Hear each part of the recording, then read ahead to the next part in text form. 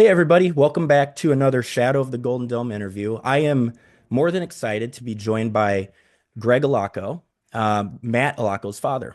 Matt starts for the Irish men's basketball team and is a graduate transfer from Princeton.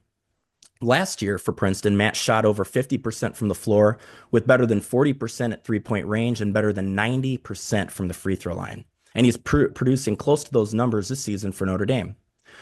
Matt can play, but he's also a leader. And we're happy to talk to his father today. And we're also happy Matt suits up for the Irish. The Irish go on the road tomorrow to play Boston College in Chestnut Hill, Massachusetts. Gregg, how are you, sir? Excellent, Gene. Thanks so much. Really appreciate the opportunity to talk to you and the entire group or organization that follows you. So appreciate it. Oh, I appreciate you. Thank you so much for your time. Let's start here. Let's talk about Matt's journey to Notre Dame. He played 4 years at Princeton, and I had read Ivy League schools do not let you play a fifth. So he goes into the transfer portal. I had read Minnesota reached out and Notre Dame as well, obviously. You mind sharing a little bit about how that recruitment process went? What was it about Notre Dame that drew Matt? How did that go? And what role did you play and his mom maybe play in that decision? Yeah. So, as you mentioned, the Ivy League has a long-standing rule that all athletics, not just basketball, uh, in essence, 4 years is 4 years. That's it as far as your athletic eligibility, not just at Princeton, but as I understand it, with all of the Ivies. So Matt's freshman year, uh, unfortunately, he spent the first half of his freshman year right upstairs doing a Princeton workload and starting his education from his bedroom at home. So everything was virtual during that COVID period. And so it wasn't until the second semester where he was even able to get on campus and start living and taking some classes in person and then working with the basketball team at that time. And the Ivy League was the only Division I conference in the country, I believe, at that point, that just decided to not have a season at all. Um, Everyone else somewhat cobbled together a season and in their sports that they offered, except the Ivies, and so he really didn't even have a season. They played no games, so it was kind of a lost season from that regard. So then fast forward a little bit, he played his sophomore, junior, and senior seasons at Princeton, and for the men's basketball team there. Great experience, great run there all the way around. But that left him with a year of eligibility in the NCAA's eyes. Again, could not continue on in a post grad year to play basketball at Princeton. So Matt definitely wanted to continue on and at least get his fourth year of college basketball. And so we entered the crazy world of the portal and, put his name into that once things wrapped up uh, at Princeton after the season had ended, went into the transfer portal, and he had an opportunity to garner some interest from Notre Dame and a handful of others. And he was really looking, I think, to challenge himself to kind of go to the next level, if you will. A power, whatever it's called these days, Power Four, Power Five. Conference and try his hand at that. And Notre Dame was certainly instantly, when they showed interest, was at the top of the list format. It was really Notre Dame and Ohio State. He had some interest in a few others, but really very quickly he kind of pared it down to Ohio State simply because uh, we had some relationships there with their staff, and then we live probably 15 minutes from Ohio State. In the Columbus, Ohio area, we live in Hilliard, Ohio, a suburb of Columbus. So, he narrowed it down pretty quickly, and then ultimately made the decision. After the visit that we were able to have, that Matt was able to take part in South Bend at Notre Dame. We've got a lot of background, a lot of history there. Matt grew up really a Notre Dame guy, a real fan. I'm sure we'll talk about that connection in a bit and how that came about. But once we visited and had the opportunity to interact with Coach Shrewsbury and get an understanding of his vision and what he's really looking to build there, and the culture, and man, just the blessing that it is to have had the opportunity afforded him, to jump on and be a part of Notre Dame and just attend, the greatest university, I think, and on the heels of the greatest university as well, I think in my humble opinion, Princeton and Notre Dame, man, as world class that it gets, two of the just the greatest institutions of higher education in the world. And it was an easy decision in the end for Matt to make the decision that he did and attend Notre Dame, and and it's been fantastic all the way around.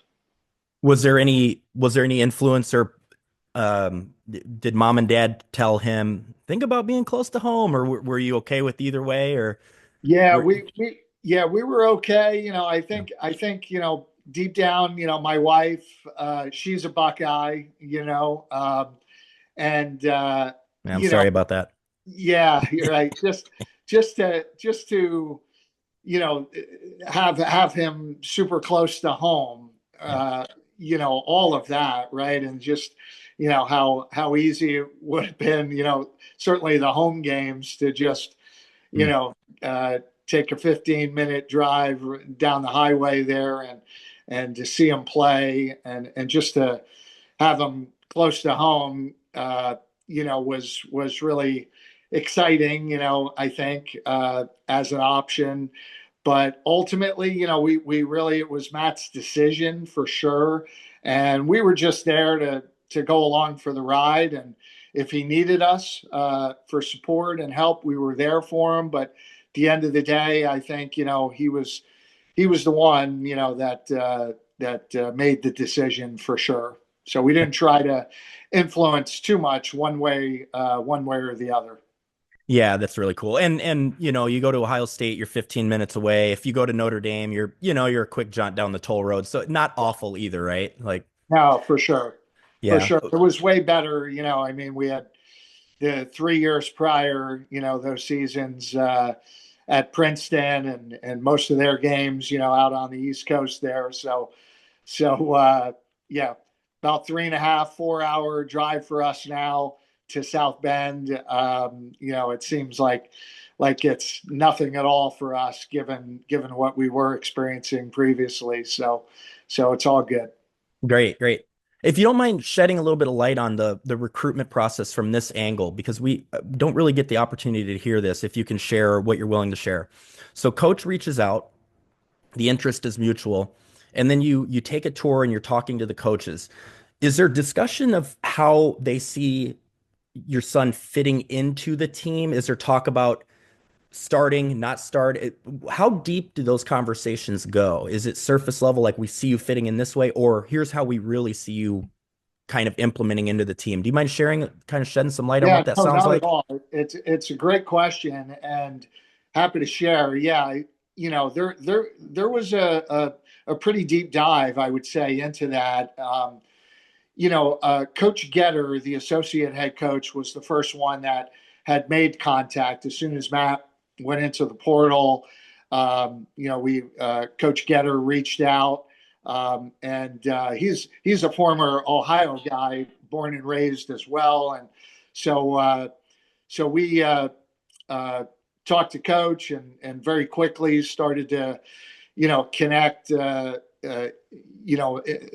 He connected with Matt, and they just started the process, and they actually came out. Coach Shrewsbury and Coach Getter came out right to our home pretty quickly after Matt went into the portal, and I think to try to really reinforce their sincere interest in Matt. And we had a great, kind of home visit there, and Coach Shrewsbury was, right away on his laptop and kind of going through film with Matt, and just showing him different things where he felt Matt could fit in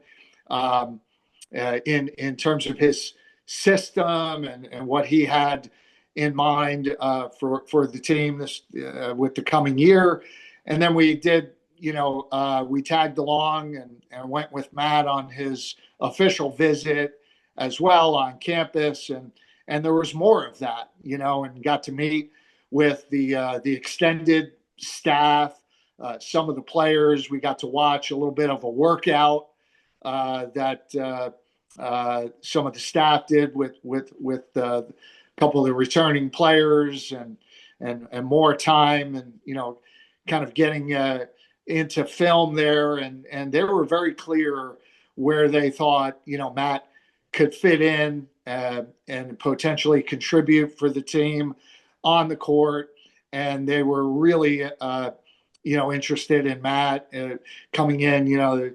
Have a pretty young group on the whole, and so they thought Matt could really come in with and provide a lot of experience for the team, and provide leadership, both on and off the court as well. So they were, I would say, very, very specific, really pointed with us, which was, great from our perspective. From Matt's perspective, I think they absolutely nailed it, and we're talking about everything that Matt was interested in. It's really difficult too, to try to, it's a 1-year deal, right? And you're kind of thrust into this situation where you're not really sure where you fit in. So it was really helpful, I think, for him to kind of get a lot of the specifics that the staff was able to share.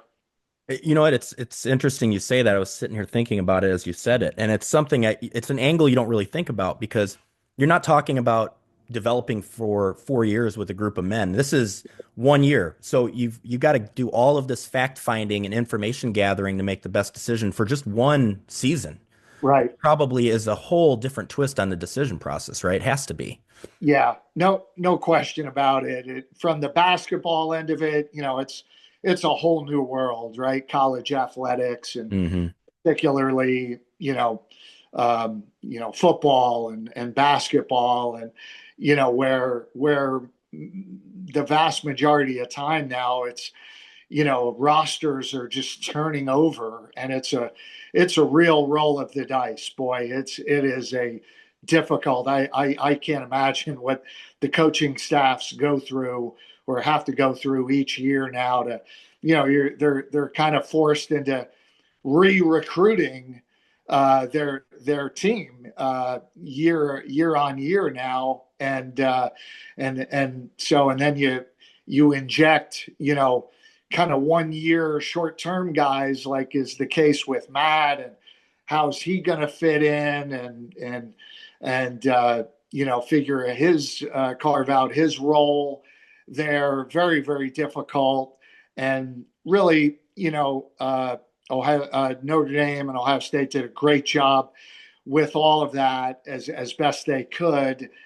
But really, and then what was a big part, I know, for Matt was just on the heels of having the experience and everything he went through, and was able to accomplish at Princeton and earn that degree, and then to have a potential a business degree, a master's. He's in the Mendoza School of Business there, 1 year master's program.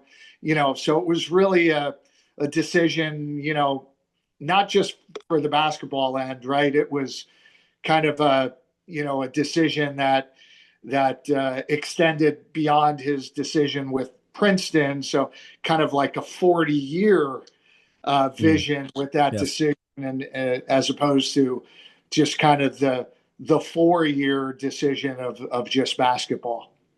Well, your son plays basketball at Princeton, gets a degree there, and then he goes to Notre Dame. I mean, you can't you can't ask for a better college life, right? Yeah, I mean, just really blessed. He's extremely fortunate to have had the opportunities he's had, for sure. Well, you touched on something interesting a little while ago about your son having ties to the university, and you have very, very cool ties to the university. Both of your cousins played football for the Irish. They did. Um, and so I imagine you have that foundation set already. And I think I read somewhere that, he was an Irish fan growing up also. Um, what are some of your fond memories of watching relatives play football for the Irish? You have a couple favorites? Yeah, so I was a young guy, but I still vividly remember, in the 1973, both my cousins, Frank Allocco and Richard Allocco, were a part of the national championship team. So, I just remember. I mean, I was a young guy, little guy, and running around in the backyard, and you know, in my Notre Dame football gear, and trying to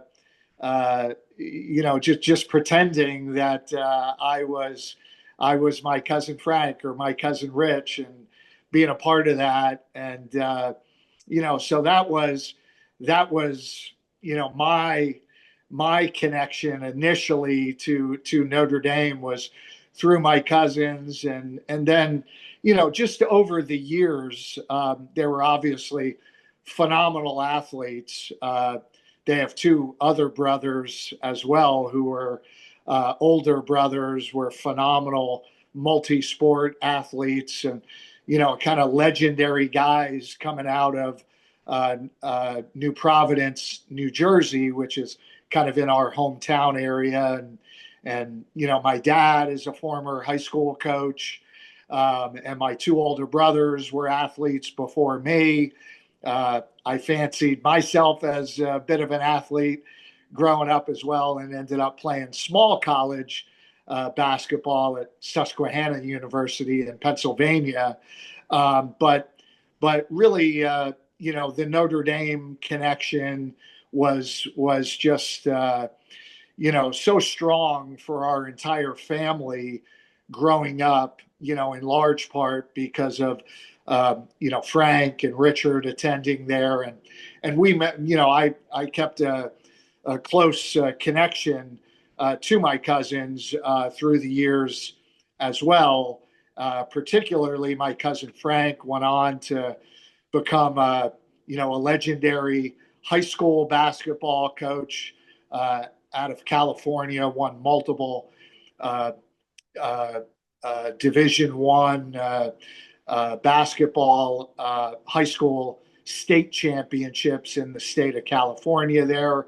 And so he was really connected in the college game for a lot of years there as well in his time. And so we would continue to go back. He kept close ties, as did Richard, to the university for a lot of years there. And we would go back every year for probably 30 plus years now. We would go back, a group of us, all kind of organized and coordinated by Frank, and pick out a couple of, at least a game a year. I would go multiple times to football games there, and then I would bring my kids, my family there as well over the years, and that's how they grew their connection to Notre Dame athletics, particularly on the football side, but also the basketball side as well. Got to know Coach Bray over the years, and I even I coached some basketball myself in Ohio, and actually coached Chris Quinn Oh, wow. years ago, who was a Notre Dame legend, a great player Oh, yeah. there. So through this process, was able to have some conversation with Chris about his Notre Dame experience. That was super helpful, and also had the opportunity to coach Dane Goodwin as well, who's a recent grad and a great player for Notre Dame during Coach Bray's the last 5 years. Dane played for Coach Bray in his last 5 years for Notre Dame there. So a lot of connections, and some deep roots, and just a lot of love for Notre Dame. Oh, that's awesome. Yeah, it sounds just like it was just meant to be. Almost feels like it was meant to be. So you talked about the athletic ability that is plentiful in your family. I want to focus on Matt here for just a second. So talked about it offline before we started recording. I believe Matt was the only player in college basketball in its totality to have a 50-40-90 season. 50% from the floor, 40% or better from three-point land, and then 90 or better from the free throw line. I mean, those are crazy numbers. Was Matt always a shooter growing up? Did his game evolve? How did that look? Was he a slasher in high school and then kind of became more of a finesse guy as he approached college? Or how did his game change and evolve as he grew up? Yeah, I would say, yeah, growing up, he was, and this was his greatest asset, I think, was just his, even at a young age, like super competitive, right? And really one of the toughest guys in the gym most of the time, and really, but heavily invested. All right. So, not every podcast and interview can go without a hitch. Greg and I started this interview a few days ago, had a little technical snafu, and then work got in the way and other things got in the way. So, we're back here now for part two to continue this and finish it up. Greg, thank you for joining again. Yeah, appreciate it. Thank you. Thank you.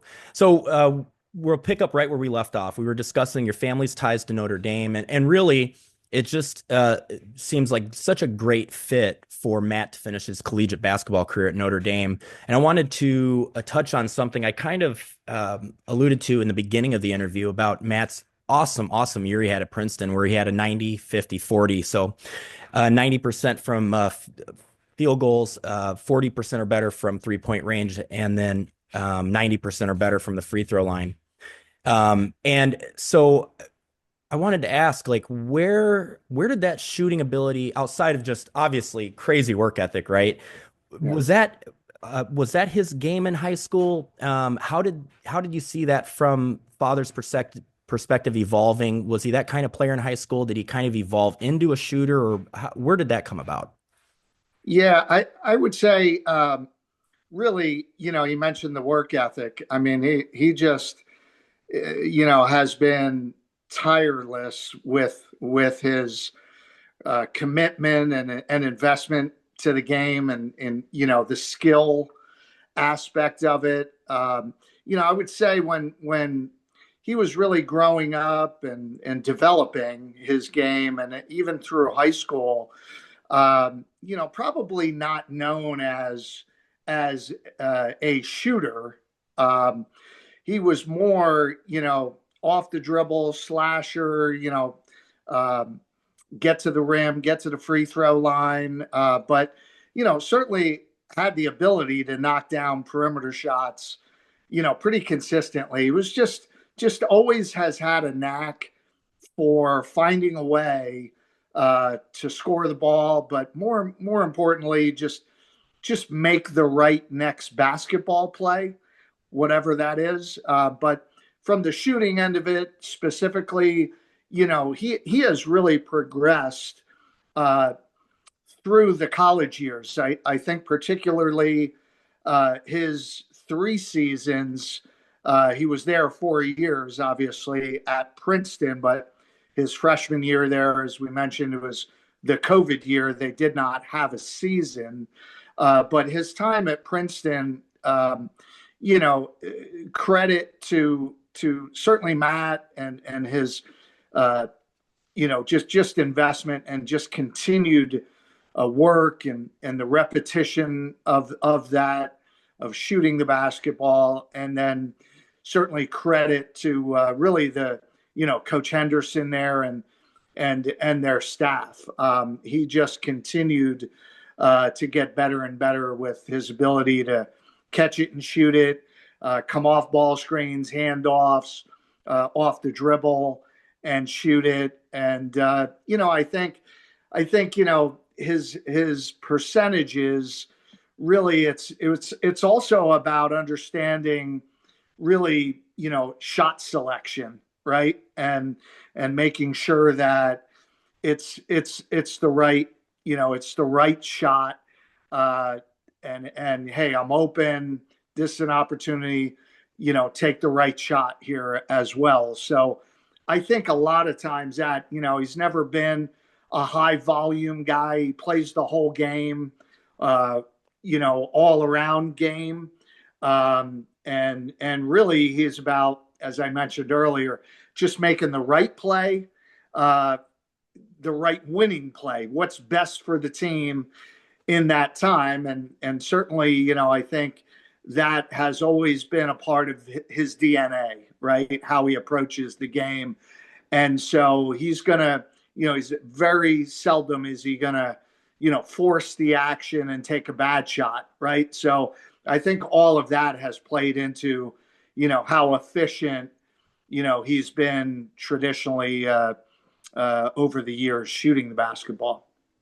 Yeah, that's awesome. In the few days in between the first and second part of this interview, I was watching a lot of YouTube and watching him play, and he's just smart on the court. He's a smart team player, and it's really fun. Like it's awesome. He came here for his fifth year. I totally get what you're saying. Well, let's kind of shift gears to what happens next. So he's in his fifth year playing for the Irish, and I don't want to get ahead of any decisions the family will make or Matt will make with you and his mother. But what you're willing to share or what you're willing to divulge, what does life look like after this year of collegiate basketball for Matt? Does he have plans on the future, or what does that look like, or what can you share? Yeah, honestly, I think it's still a pretty blank slate for Matt. All options on the table, whatever they may be, and however they will emerge and evolve for him. So it could be, I don't know, if there would be any opportunities for him that will come about, to play professionally, overseas, something like that. Or just, get into, the coaching profession, whether that be, within the college level or professionally, or if he just, goes a different route totally, and, corporate and in the business end of things. He's going to have a nice degree, obviously, from Princeton, and then the incredible degree with Notre Dame at the Mendoza School of Business. So, I think that he'll be wide open to any possibilities. I really think, he's talked about really trying to maybe get into, the business side eventually of something in the athletics realm. He's a sports nut. We all are in the family. And so, I think, at the end of the day, his abilities to really lead and I think inspire and motivate and really be a part of a team, and whether that's coaching or from hey, on the business end, right? There's teams in the corporate end of things as well. So I think if he could parlay something for himself, an opportunity within the a professional organization or a sports team or a league, boy, I think he would view that as you know paradise and really just an incredible opportunity. So, but really, I haven't, we haven't really spoken to him a lot in detail about, okay, what's your plan? Where do you want to go from here? He's just kind of staying true to being the best he can be and what he's doing right now in the moment. And then, when the time comes to really, after the season and as things wrap up, academically for him at Notre Dame, I think he'll really start to figure that part of it out. What comes next for him. Oh, that's fantastic. Well, he's going to have a world of options. There's no doubt about that. So, and it's a I long hope so. season. He's got the season to go as well, and Yeah, so we look forward to seeing how that goes.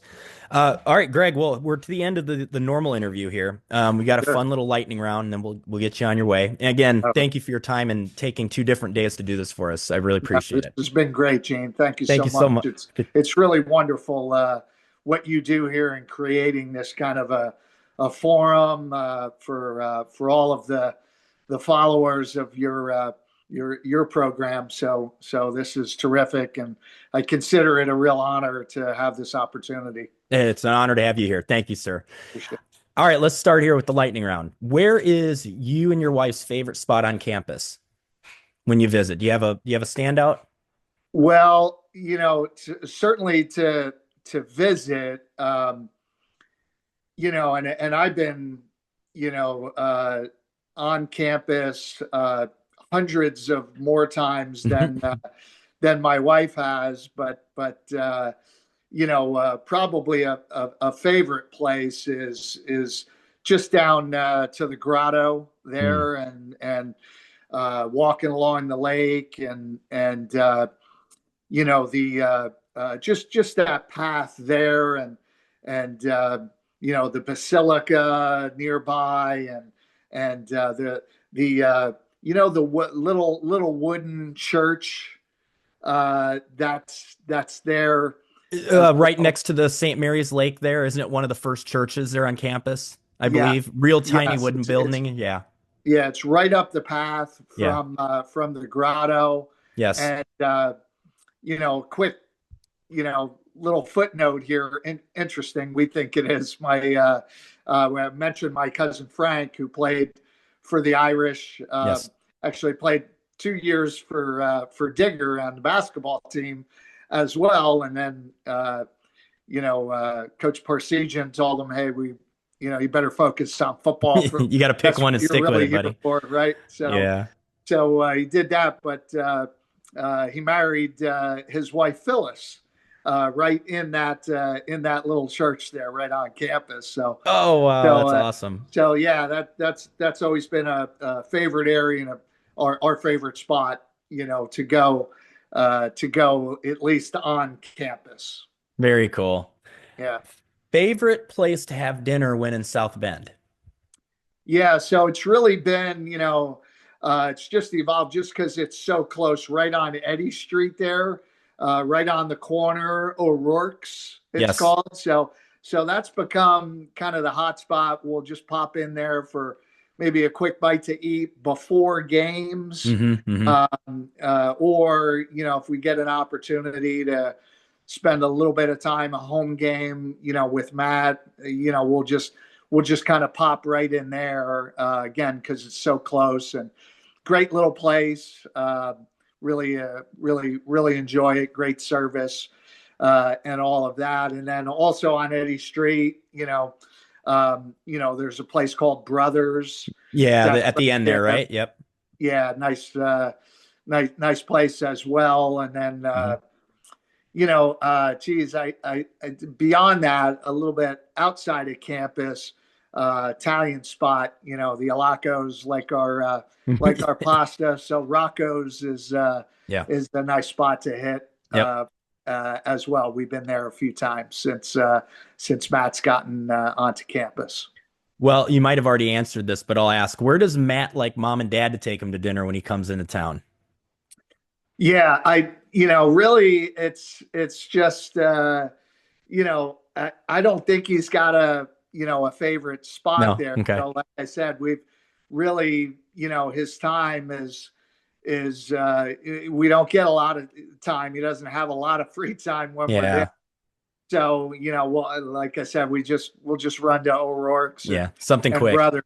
I don't think he's been there really long enough at this point to have a real favorite Yeah. spot Yeah. that we can get to, off campus. There is a little breakfast type place downtown South Bend, and darn it, I forget the name of it, but we've gone there a few times. Is it Pegs? Pegs, that's Yeah. it. Okay. The one, Yeah. yeah, Yeah. Okay. I awesome lived there place, for a lot of awesome years, place. and I visit often, so I'm familiar. Yeah. That's the one. That's the Uh, one. Yeah. cool. All Yep. right, cool. How about your favorite arena, not counting the Joyce Center? Okay, let's not count that one. Favorite arena in the country that you've enjoyed visiting or watching Matt play in? Do you have one that stands out? Oh yeah. So this year so far, I thought, and we came up short in the game, but I really liked Georgia Tech. Was just a really cool environment, and really a terrific college arena. That was great. Obviously, being at Cameron, just with Duke, just the experience of that. The obviously the incredible tradition that Duke has had. Not great for visitors, that's for sure, especially from the fan perspective. They kind of stuck us in like the corner behind our bench, and Yeah. the seats are so narrow, but just being there, and it was pretty electric. Was it as loud as they say it? Was it as crazy as they make it seem and it sounds on TV? Yeah, Yeah. 100%. I mean, Yeah. yeah, it was it was pretty amazing. They're, the student body there, the crazies as they're called. I mean, they are Hmm. literally seemingly right on top of the court, and they Wow. were into it. Very So cool. that was great. And then, Virginia, and we played great. Had a nice win on the road there earlier, and a few weeks ago, and I thought Virginia as well was place was packed. They get a great following, and that was a cool arena as well. Charlottesville's very nice too. Did you get to explore that at all a little bit? What's that one? Charlottesville down there. Did you get to explore that at all a little bit? We did. We Yeah. did. We actually were able to get in, my wife and I, the day before, and we had some good friends who came in for that game as well, and so we spent a little bit of time in Charlottesville in the downtown area Cool. the evening before, and then actually after the game as well, there was a Ralph Sampson's place Hmm. as well there. So we hit that up after the game. So Very, that was really nice. Nice city. very cool. These two kind of go hand in hand. I'll ask them at the same time. Favorite moment of Matt's career and the funnest game of his career to watch. I imagine they might go hand in hand, but I'll let you answer that how you want to. Oh man, yeah. You know, there's a couple. There's a few. I just remember the we played. He was at Princeton, and uh, in the Ivy League tournament. Princeton had won the regular season.